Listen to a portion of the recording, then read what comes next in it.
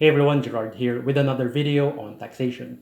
So as of recording this video, the deadline for filing annual income tax return is fast approaching. So in this video, let me show you how I filed my annual income tax return being a mixed income earner using eBIR forms.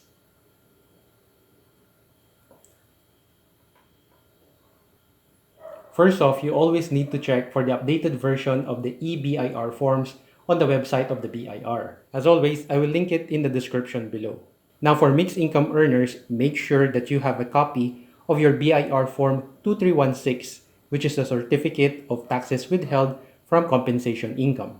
In the future, I'll make a Tagalog version of my video on how to compute withholding tax on compensation income, which is very useful in computing annual income tax return and checking if you're qualified for tax refunds. So open up the eBIR Forms app. If it's your first time using the app, you'll need to set up your profile. The data needed could be found in the certificate of registration. Next would be to select the appropriate form, which in my case is BIR Form 1701 version 2018 new. Upon opening the 1701, the contents of the saved profile will be loaded as seen. Being a mixed income earner, in the tax type, I'll be selecting the single proprietor and compensation income earner.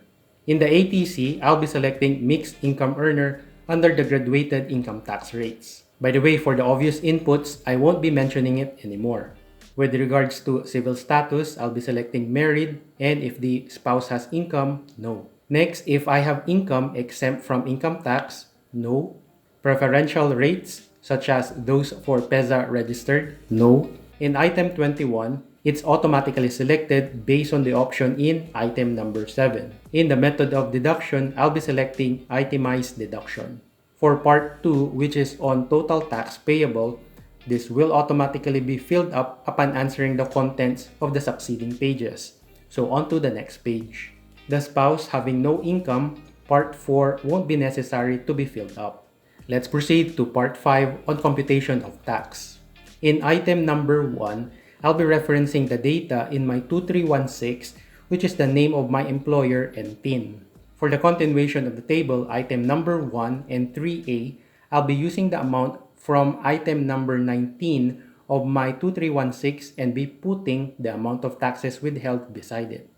Item 4 will automatically show the amount in item 3A. For non-taxable exempt compensation, I'll put the amount from item number 20 of my 2316.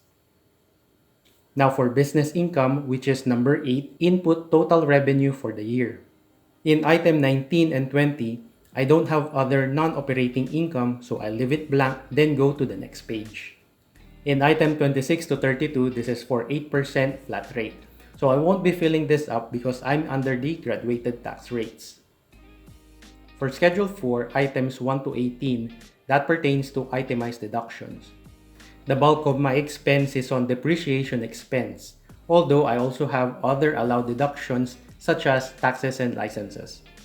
Lastly, for this page, I don't have a special allowed itemized deduction or NOLCO to claim. So on to the next page.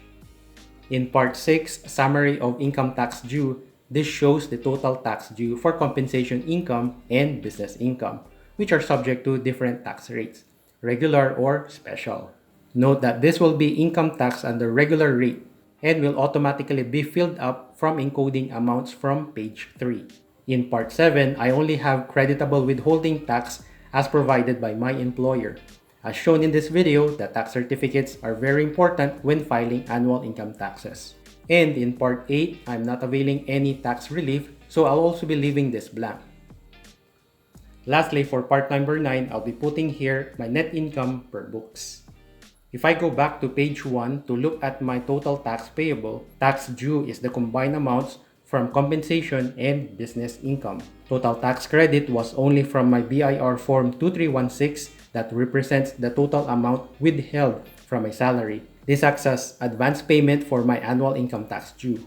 Therefore, after filling up all the needed data, part 2, item number 32, will show the amount of tax to be paid. Click Validate to check for any missing data, then Save if done. Lastly, click Submit a final copy. If it was sent successfully, an email confirmation will be received. I would always advise to file your annual income tax return 2 or 3 weeks, or whichever is more practical on your end, to have a buffer in case of any circumstance that may cause delay with regards to your filing. And that's it. So I hope this video helps anyone filing their annual income tax return. You can also watch my video on how to compute annual income tax return of individuals for additional information. So if you found this video very helpful, please give it a thumbs up and make sure to subscribe and hit that notification bell because it helps me create more videos like this. So this is Gerard. Have a great day.